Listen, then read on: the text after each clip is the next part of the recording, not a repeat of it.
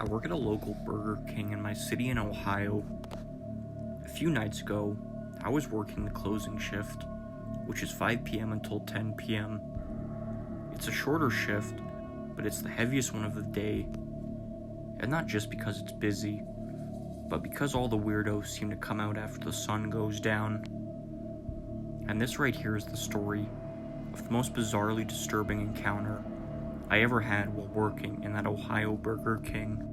So it must have been only like half an hour until closing. And around this time, the throngs of late night diners start to kind of peter out, allowing us to close a few booths and generally get a head start on cleaning down before actually closing.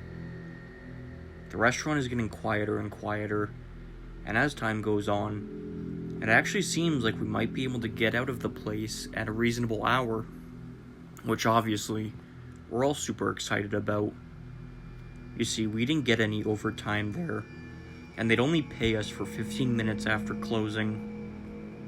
The idea being it kept us from slacking and earning a few extra bucks doing a make work after hours. So as I was saying, it's about half an hour from closing when I see a guy start walking towards the clear glass doors.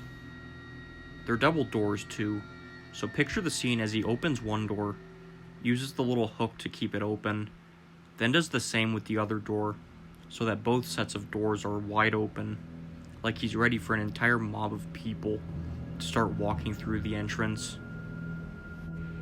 But instead of an entire mob of people, there came only one, although I'm guessing she weighed as much as 3 or 4 other people. This woman was in a mobility scooter, or more accurately, spilling out from over a mobility scooter. I really don't mean to be cruel here, but she was disgusting. Objectively disgusting. She couldn't have weighed any pound less than 600, and her size was such that she actually needed an oxygen tank attached to her scooter, a clear plastic line running from it up into her nostrils. She scoots her way up to the counter with her man and proceeds to just smile at him while he orders something for her. Something being the single biggest order I had ever taken down in the entire time I worked there. And I'm talking even more than the frat boys who come in drunk one Saturday night. The order came to just shy of $150 and took us about 20 minutes to prepare.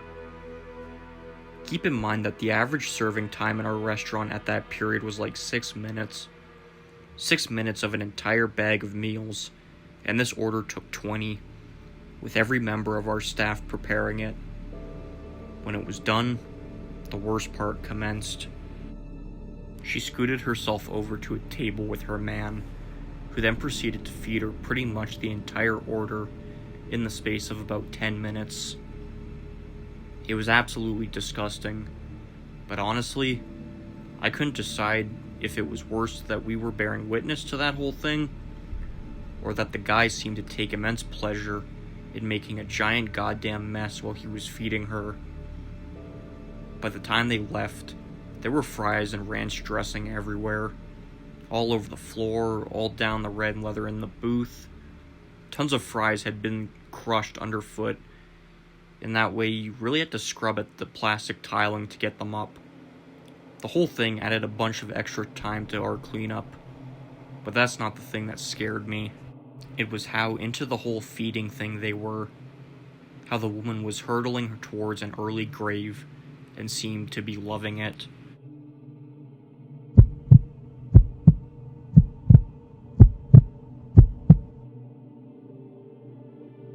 I think maybe the scariest thing to ever happen to me occurred in Burger King of all places. I was on a particularly long drive one time, and it was later in the evening when I started to get kinda hungry. I kept driving for a few miles until began to see signs of a Burger King. Hallelujah. Fatty meat goodness. I find the Burger King, pull off the highway, and park up my car just outside. So as I was walking over to the actual restaurant, I was pretty happy to see that there was no line. Not only that, but there didn't seem to be anyone inside the restaurant at all. It was quiet as a grave in there, but frankly, that suited me. I was famished by that point, so naturally I was in no mood to be stood in some long-ass line. I remember seeing the clerk stood behind her register, just stood there, almost in a robotic way, not moving. But again, I didn't overthink it. I figured since they weren't busy, she could afford to just kind of take it easy. I step inside, walk up to the counter, and then freeze. Now, since this is not my first retelling of this, many people have asked me how I didn't notice the warning signs. Seemingly empty restaurant, server frozen to the spot, stuff like that. Like I said, it was late in the evening. I'd had a long-ass day and I was starving. My situational awareness was not at its best, and everyone looking at this with hindsight can go screw themselves, because I doubt they're the Sherlock Holmes they think they are. Anyway, I get up to the counter, look up at the server, and see she's been crying. Not only that, but she's shaking too. She seems absolutely terrified. Then, out of the corner of my eye, I see something under one of the tables nearby. It only takes a slight turn of my head to recognize what it is. It was a person, lying face down, their fingers linked around the back of their head, and they seemed similarly terrified too scared to even look up from this prone position. Only then did I realize that something was horribly, horribly wrong. I just didn't know what, but thankfully, or not thankfully, I didn't have to wait long to find out. From the back of the store, a guy in a mask steps out from behind the fryer or something, a grubby-looking gun in his hand, and it's pointed at me. "Phone, wallet, and keys on the counter, now!" I can't remember his exact words, but they were essentially that. He ordered me to empty my pockets, and when I did, he ordered me down onto the floor, where like the other dude, I instinctively linked my fingers behind my head. I had apparently interrupted him in the process of emptying the cash registers, or rather, commanding the poor, terrified server to do so for him, which she did. I didn't see much of what happened next, but I know he told her to put the money in a food bag so he could walk out without too much suspicion being raised. Or, that's what the logic seemed to be to me. Before he left, he told us all to count to 100 before we got up, and if anyone did, he'd shoot us through those giant glass windows that pretty much made up most of walls. As you can guess, I didn't get up. Not until I heard him screech out of the parking lot in a car. My car.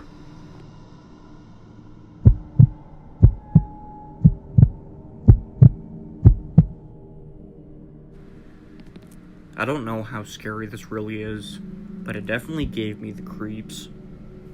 Recently, I'd say a year ago, me and my friends were looking for the spicy chicken fingers at Burger King. It's me, 17-year-old male, and two of my near-age friends, also male. The location closest to our house didn't have them, so we ended up going to another location close by.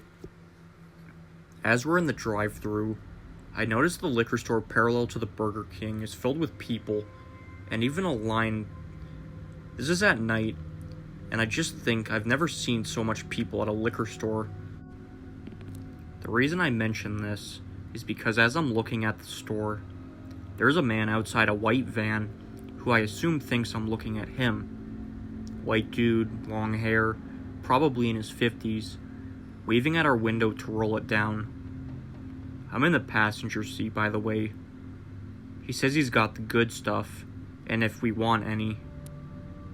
My dumbass tells him, "How much?" And he's holding his fanny pack as he says, "Come over here and see."